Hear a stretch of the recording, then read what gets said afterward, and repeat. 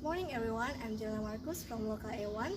In this video, I will talking about four theory about language, thought and culture. The relationship of language, thought and culture is a topic that is central in psycholinguistics. People throughout the ages have wondered whether speech or language is necessary for thought. Can we thinking without language? Does language influence culture? Does language affect our perception of nature? Or does language affect our view of society of the world? We should deal directly with these questions. However, before we doing so, we would like to begin in a direct way by referencing a court case, one that inspires the issues that we will consider. The case and the fate of Robert Major is true, and it happened in the United States about 85 years ago. It seems that most people take it for granted that thought is somehow dependent on language. However, there are a number of formulations that it can take. For principal formulation, some overlapping concerning of relationship of language, thought and culture that have been expressed over the century are followed. Theory 1. Speech is essential for thought. We must learn how to speak aloud, otherwise we cannot develop thinking. Theory 2. Language is essential for thought. We must learn language, how to produce or understand speech, otherwise we cannot develop thinking. And Theory 3. Language determines or shapes our perception of nature.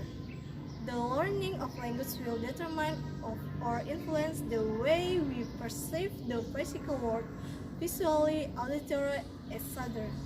And the last theory, that Theory 4, language determines or shapes our worldview.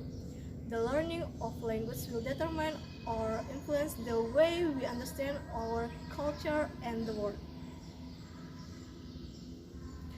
Let us now discuss the adequacy of these four theories so that we may determine whether theories is necessary. And the first theory 1, speech is essential for thought. For point 1, proponents of the theory proponents of the view hold that thought is a kind of behavior that originates from speech production. Typically, such theories are held by behaviorists who wish to get rid of mind and mentalism in psychology, linguistics, and philosophy, and to replace the notion of thought or cognition with something that is physical, observation, or potential observable. The psychologists Watson, Skinner, and Stach, the linguist Burmese and Lieberman, and the psychologists Wright and Quinn are but a few of the many advocates such as conception. They define thought as subvocal speech or behaviors and not something mental as is in the traditional view of psychology. The following questions characterize the theory that thought originates from uttered speech. The simplest and most scientific view that thought is simple behavior, verbal and non-verbal, covert and overt. It is not some mysterious process responsibility for behavior, but the very behavior itself in all complexity of its controlling relations with respect to both man and behavior and the environment in which they live. And for point 2, inadequacy of the theory, we would like to raise objection with regard to the adequacy of the theory. Sometimes, given the abstract and egalitarian nature of the subject matter, not all objections can be expected to the definitive. Our principal aim, however, it is to provide a number of objections who combine effect is to raise reasonable doubt about the theory question. We should raise 6 objections to this theory. They are, for the first, children having no speech production can comprehend speech and think. And number 2, speak comprehension, which implies thought, developed before speech, correction in normal children. And the third, simulations, speaking aloud with thinking about something different commonly occurs in everyday life. And the fourth, telling a lie. And the fifth, meaning and sound occur without behavior. And the last, interpreting between language can be done. Essence of this objection will now be discussed in turn. And the theory 2, language is essential for thought. Proponents of the theories such as Sapir-Whorf and Markus hold that the language system, with its rules of vocabulary, is necessary for thought. This theory is broader than a mere theory, which held that thought was derived from speech. Let us consider some choice questions to the one some idea of a scope of theory. For example, the writer for some is strongly to the opinion that they feeling entertained by so many that they can think, or even reason without language is an illusion. The point 2, inadequate of the theory. We have two objections to raise regarding this theory. They are, for the first, the person without language can think, and for the second, multilinguals are whole persons. And the third theory, language determines or shapes our perception of nature.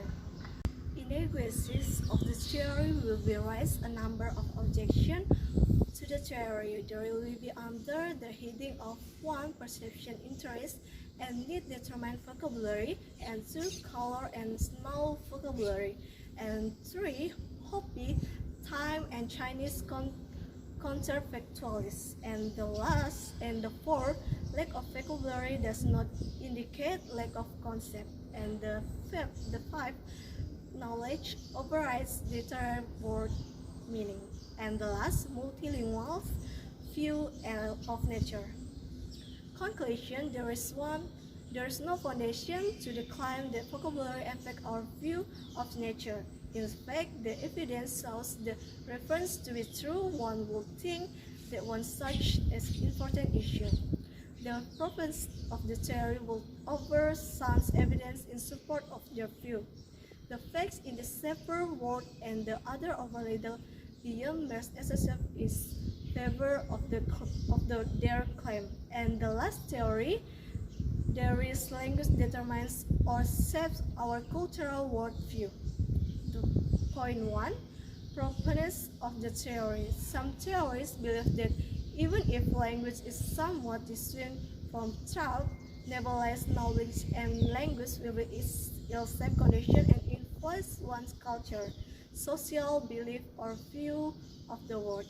For example, in the early part of the 19th century, von Humboldt held that language embodied the spirit and national character of the people. The view of the following century theory are of a more scientific vintage and would include word. Talk. Language is not ordinary talk.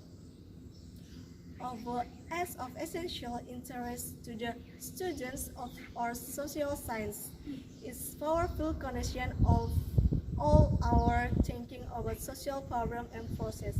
Human beings do not live in this objective world alone, nor alone in the world of social activities as ordinarily understood, but are very much at the mercy of particular language which has become the medium of expression of society.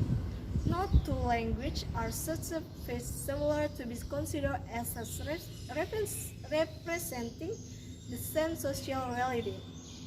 The word is which different society, life or district word, nor merely the same word with different syllables, etc. Edward Sapir.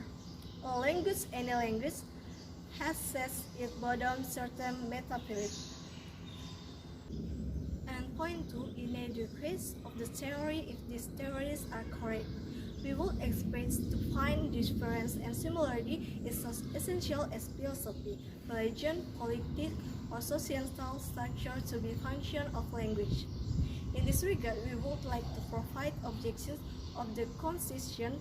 There are, for the first, same language yet different worldviews. The second, different language yet similar worldview. And the third, same language but worldview change over time. And the last is multilinguals have a unitary worldview. I think that's all for me. Thank you for watching. Good morning.